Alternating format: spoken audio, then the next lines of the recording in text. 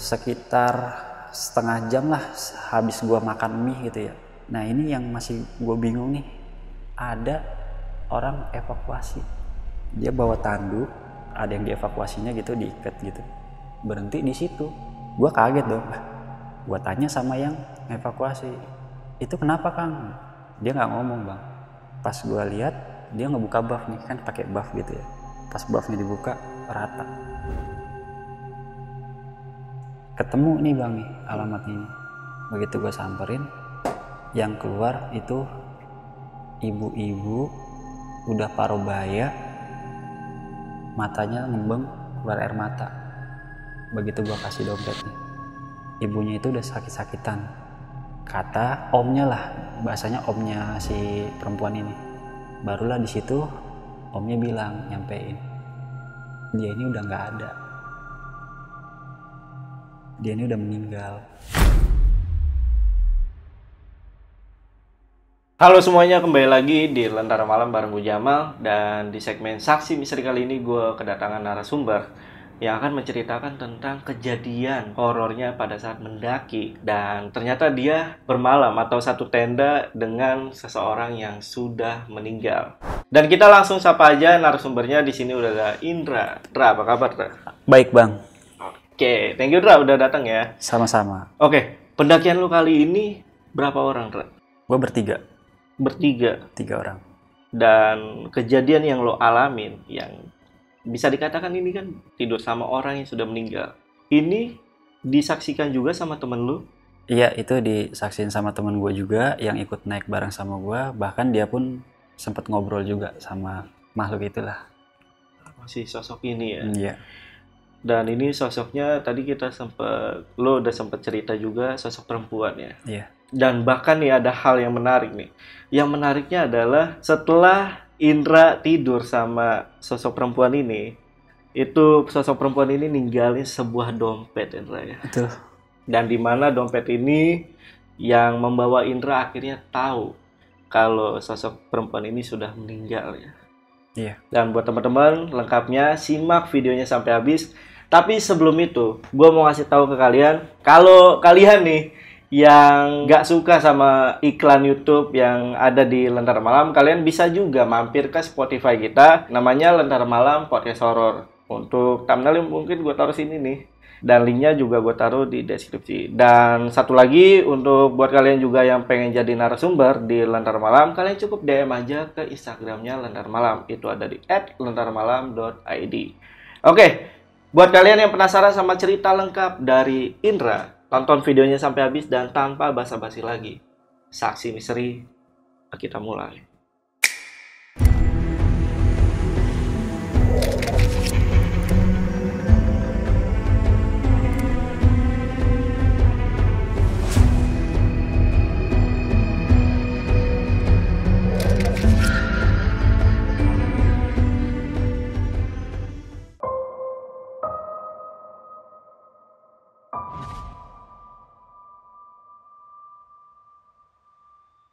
Nah, gue diajak sama teman gue nih. Jadi teman gue ini mau naik sama temennya. Temennya ini orang Cianjur, namanya Deden. Nah, teman gue ini si Reja nih ngajakin gue dari Jakarta nih, karena dia kan sendiri nggak ada temennya gitu kan. Berangkatlah gue pada saat itu sama si Reja nih, ketemuan sama temennya si Deden ini di base camp. Begitu gue sampai base camp, si Deden ini belum datang bang. Gitu. Datangnya itu pagi malah. Gitu kan, jam 10-an lah dia baru datang. Harusnya kan kita jam 7 itu udah mulai naik gitu kan, tapi dia jam 10 baru datang. Mungkin karena dia deket kali ya, dia sempat ketiduran, dia bilang gitu. Pas malam itu dia ketiduran. Pada saat waktu gua nungguin temennya si Reja ini, si Deden, yang ngurusin si Maxi itu kan si Reja gitu. Gua nih di warung nih, gua ngopi lah biasa gitu ya, ngopi sambil nungguin temennya ini. Pas gua lagi ngopi itu ada ibu-ibu parubaya lah gitu ya, nyamperin gua gitu. Dia cuma berpesan sama gua waktu itu, kalau ketemu rombongan pendaki ada perempuan, nanti tolong suruh turun, kata dia gitu. Soalnya anak saya ikut rombongan naik gunung, ngomongnya gitu. Mungkin karena si ibu ini kurang paham detailnya lah segala macam. Aku cuma bilang, iya bu gitu, nanti insya Allah kalau ketemu disampein. Singkat cerita si Deden ini nyampe lah, ketemulah sama si Reja gitu kan, ngobrol dan gue dikenalin gitu. Gue dikenalin, akhirnya karena tanggung nih mau juhur gitu kan, ya udah habis juhur lah sekitar jam 1:30-an gue baru mulai naik nih, mulai trekking. Makin molor lagi ya. Makin molor karena gue pikir tanggung bang juhur gitu kan ya. Ya udah akhirnya jam 1:30 lah kita naik nih trekking dari base camp. Ini di pos per pos itu kita nikmatin perjalanan gitu kan. Pos Telaga Warna, terus di Penyenjangan kita biasalah fun aja gitu kan. Cuma temannya si Reja ini, si Deden ini dia jalannya selalu duluan nih. Jadi kalau misalkan gue lagi break nih, dia jalan aja nyeruntul gitu. Jadi mungkin karena baru pertama kali naik gitu ya bareng sama gue. Gue sampai di Rawadenok, gue ditinggal lagi nih sama si Deden ini gitu kan. Sampai di Rawadenok, Batu Kukus gitu, ditinggal sama dia. Begitu pas sebelum air panas nih, dia udah nggak kelihatan nih si Deden ini. Nah gue jalan sama si Reja, cuma jalan yang gue sama Reja ini masih berjarak lah gitu, kurang lebih 2 meteran lah gue jalan. Sebelum air panas, gue ketemu pendaki nih bang, perempuan sendirian dia di situ. Nah dia nangis gitu kan, ya kan kita nanya dong kenapa gitu. Jadi dia kepisah katanya sama rombongannya. Gue sama Reja nemenin lah di situ. Nah sementara si Deden ini udah jalan duluan nih, karena kan dia nggak tahu kita berhenti di situ. Nah gue nungguin dia, gue sampai di sebelum air panas itu udah gelap bang, sekitar jam 7-an lah gue nyampe kan. Karena gue mikir temennya si Reja ini takut nungguin, gue bilang, Ja lu jalan aja dah, paranin temen lu, gue bilang gitu. Kalau masih deket, lu ajak turun lagi ke sini gitu. Ini nemenin kakak ini nih, gue bilang gitu. Namanya si Rika waktu itu. Si Rika. Ya. Nah pada saat lu nemenin, lu nggak berusaha untuk mengajak, mending ikut gua aja jalan yuk. Karena kondisi dia itu turun bang. Oh. Kondisi dia turun. Jadi dia kepisah nih. Gue nggak tahu penyebab dia kepisah sama rombongan itu kenapa. Apa rombongannya ini udah turun duluan atau rombongannya masih di belakang pada saat itu. Yang gue tahu ya udah gue temenin. Emang rombongannya kemana? Dia cuma bilang kepisah kata dia gitu kan. Akhirnya si Reja ini nyusul lah si Deden di depan. Lama gue tungguin, kok nggak balik-balik nih gitu. Ya gue pikir temen ini udah jauh kali ya, karena kan gue sempat nemenin itu hampir setengah jam lah gitu. Mungkin dia jalan udah jauh nih si Deden ini. Nah akhirnya karena semakin malam lah gitu kan ya, udah sekitar jam 8:30-an, akhirnya ya udahlah gue pasang tenda bang di situ. Gue pasang tenda, jadi si Deden ini bawa tenda dan gue bawa tenda buat berdua nih sama si Reja gitu kan. Nah gue kalau naik itu pasti tenda tuh gue yang bawa ya, karena tujuannya ya buat kayak gitu. Kalau gue kepisah atau tersesat gitu. Disitulah gue pasang tenda nih. Akhirnya gue bilang, ya udah kalau mau nungguin temennya, tungguin aja nih. Gue pasangin tenda di situ kan. Rika ini, perempuan ini masuklah ke tenda. Gue masak air, gue bikin kopi gitu kan. Gue bikin teh. Gue kasih dia buat ngangetin badan dia lah gitu. Akhirnya pas selesai dia ngeteh, dia tiduran nih bang. Di tenda itu gue lihat dia tidur gitu kan. Gue tetap ngelanjutin di luar nih sambil nungguin teman gue nih dia turun apa enggak gitu kan, karena kan gue nggak ada komunikasi. Nah akhirnya pas gue lagi ngopi di luar sambil ngerokok lah gitu, gue denger suara jeritan di dalam tenda gue. Dia jerit gitu, gue refleks dong, respon langsung. Gue lihat, lo kenapa? Nggak tahu, dia tidur. Lagi tidur. Mungkin dia ngigo kali gitu kan, pikiran gue. Udah, gue keluar lagi bang. Gue ngelakuin hal yang sama lagi nih, gue ngerokok di luar. Itu sekitar nggak sampai 10 menit lah. Nangis. Tadi dia jerit, terus sekarang nangis gitu. Gue lihat lagi ke dalam, tidur. Pakai sleeping bag. Kan kepalanya masih kelihatan tuh. Sleeping bag kan segini. Tidur dia gini. Gue langsung makin lama makin suges nih gue nih. Siapa yang jerit tadi? Siapa yang nangis? Oke lah, kalau misalkan jerit mungkin dia ngigo kali nih, capean ya. Cuma masalahnya yang nangis ini gitu. Tapi gue lihat ya udahlah. Mungkin ya karena gue capek juga lah, gue pikir gitu. Nah, pada saat lo dengar suara nangis, itu suara tangisannya sama gak sama suara dia waktu pertama kali lo ketemu dia tuh, si Rika ini? Sama. Sama? Iya. Dia nangisnya tuh kayak orang ngerintih gitu loh. Iya. Nah kayak gitu. Nah karena gue nggak enak kan, gue mau masuk ke tenda juga kan, gue di luar tuh. Jadi di deket tempat gue bikin tenda itu, di seberangnya tuh kayak ada batu kayak model tugu gitulah, terus belakangnya kayak ada bangunan kecil gitu.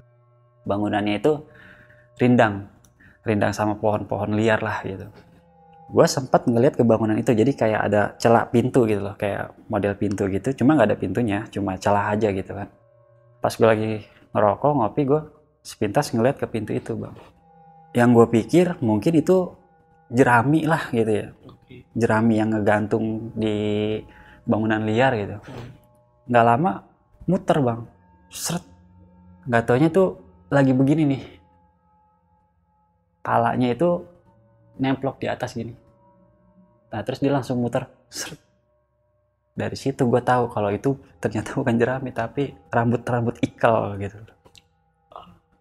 Untuk sosoknya, sosok apa nih? Hitam, matanya merah, kecil, kurus gitulah. Nah terus gue panik ya, gue masuk dalam tenda nih, gue coba bangunin si Rika ini, nggak bangun-bangun. Mungkin gue pikir ya saking capeknya lah dia gitu kan.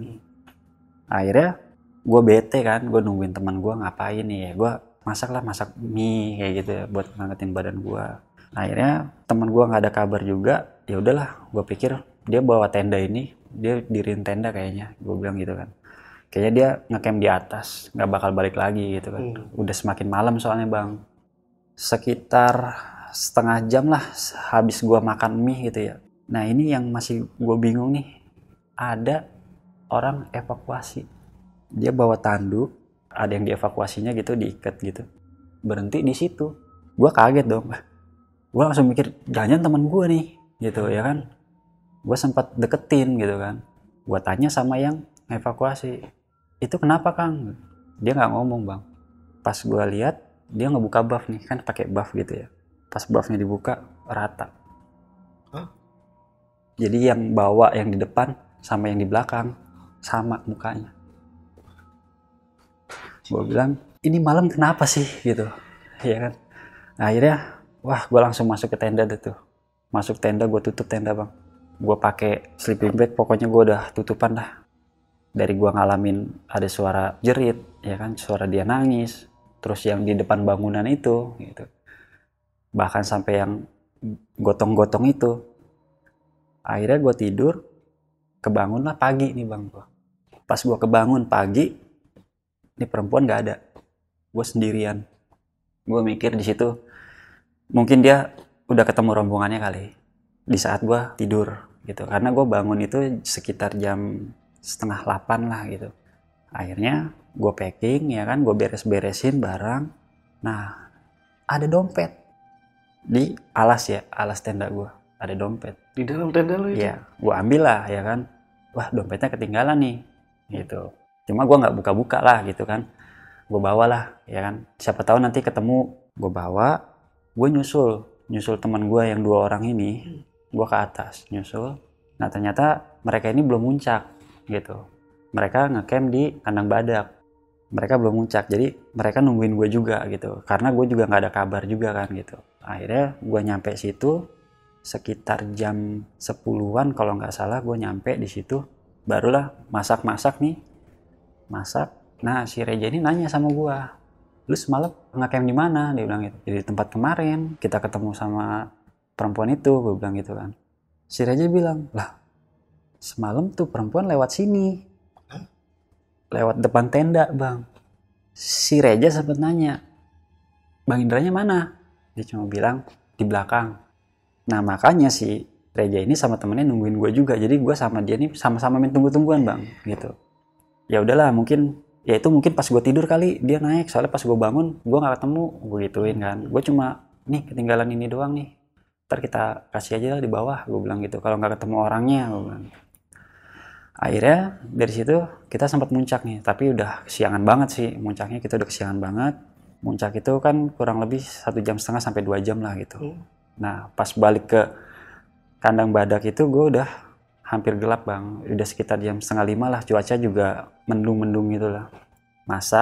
Makan dulu nih, baru kita packing, kita turun nih bang. Gue turun lewat kandang batu gitu kan, aman biasa sambil kita ngeres segala macam, lewat air panas, lewat tempat yang kemarin gue ngecamp. Gue sempet ngomong lagi sama Reja, gue semalam ngecamp di sini, gue bilang gitu. Lu ngeliatnya di mana? Dia lewat depan tenda gue. Makanya gue nanya, Bang Indranya mana? Dia cuma bilang di belakang. Makanya gue nungguin lu, Bang. Lu flashback lagi cerita. Iya, gue flashback. Si Deden denger ya? Si Deden denger, cuma dia karena sama gue itu nggak, damai baru kenal ya Bang ya, jadi nggak terlalu akrab banget lah gitu. Cuma gue lihat sih emang karakter temennya ini emang pengennya buru-buru mulu gitu. Pas naik juga kan, dia jalan terus gitu. Turun pun begitu, dia duluan. Kalau gue kan tipe orang yang nggak bisa ngegas cepet buru-buru gitu. Gue kan selalu santai gitu.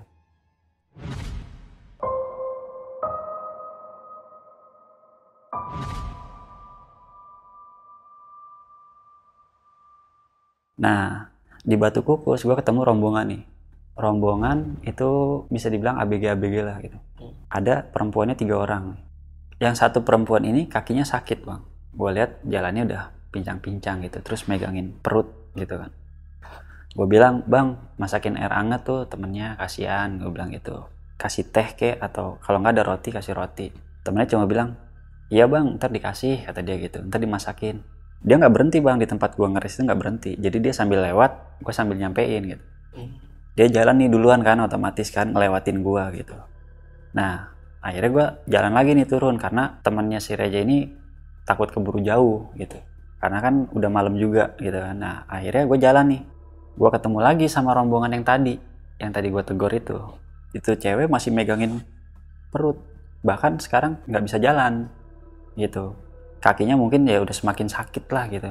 Terus gue tegur lagi, Bang temannya udah dikasih belum? Udah dikasih roti belum? Dikasih air hangat? Iya Bang ntar dikasih kata dia gitu. Gue lewatin Bang ya kan. Gue jalan duluan nih. Ya udah Bang gue duluan ya. Iya Bang. Gue jalan, gue ngeres nih di depan nih Bang. Gue ngeres. Nah rombongan ini ngelewatin gue. Tapi dengan kondisi si perempuannya ini digendong. Karena udah gak bisa jalan mungkin ya. Pakai sarung gitu digendong. Dia jalan, gue bilang ke si Reja, gue capek aja, bilang ini biarin aja deh, dia rame-rame ini, gue bilang gitu kan. Akhirnya dia jalan nih, jadi gue sama rombongan itu tuh, gue nge-break, dia ngelewatin. Ntar dia nge-break, gue ngelewatin. Balap-balapan. Ya, kayak gitu.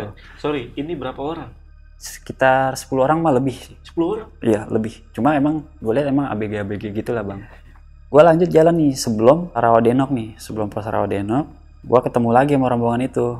Gue cuma nanya, Bang temennya aman, gue gituin aja ya kan, karena gue ngebilangin terus capek gue bilang Bang temennya aman Bang, dia bilang gitu. Gue pikir aman tapi digendong gitu kan. Nah gue nge-break nih Bang nih ceritanya sampai di Rawadenok gue duluan nih nyampe. Gak lama gue nge-break di Rawadenok itu sekitar 10 menit lah. Nah di Rawadenok itu kan ada toilet nih Bang nih, ada toilet. Nah gue duduk pas di jalanan orang mau ke toilet nih, gue duduk senderan kan di keril gitu.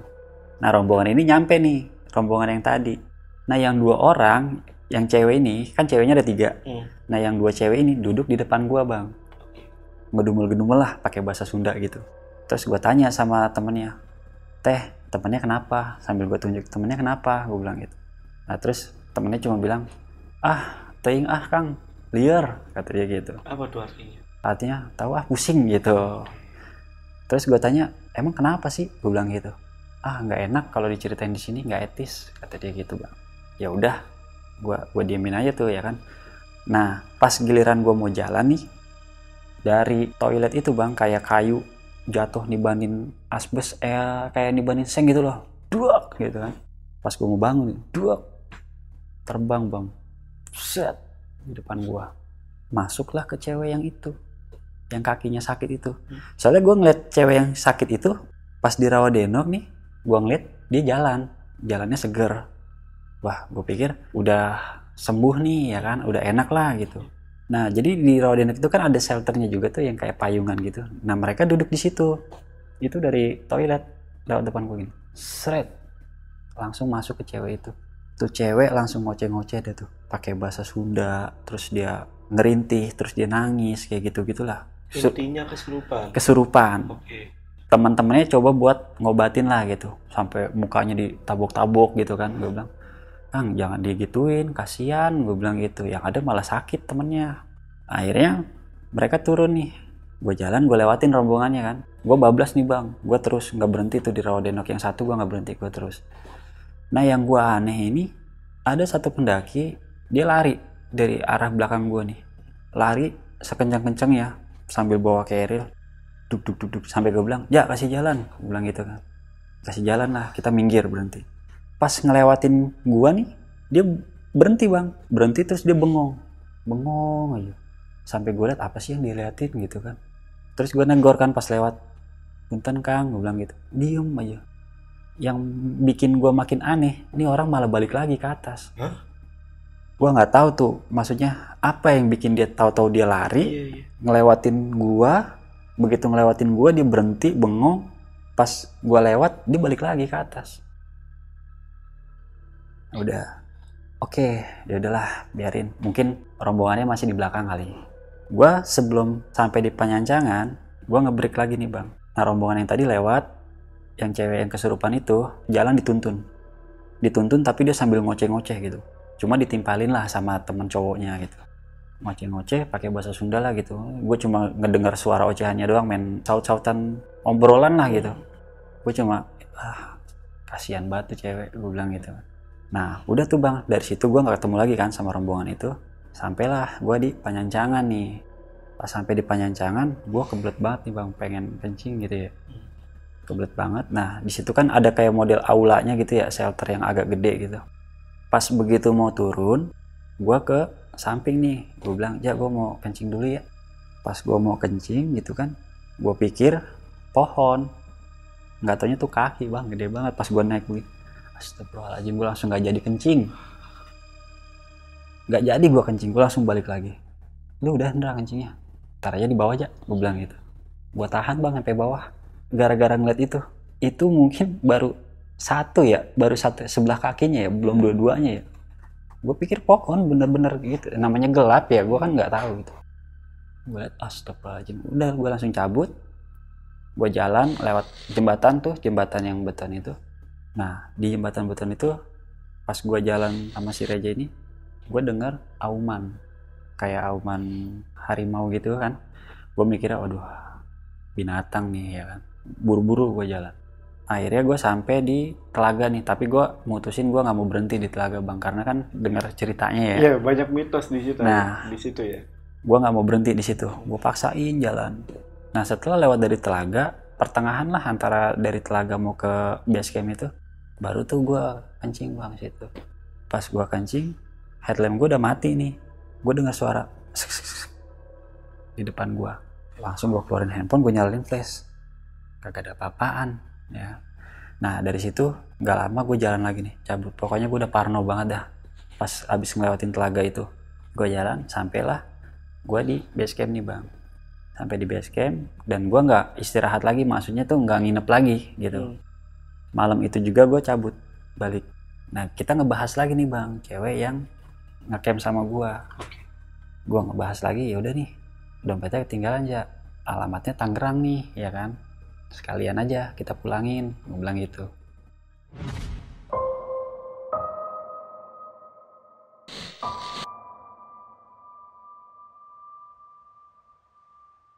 Gue anterin bang sama si Reja nih.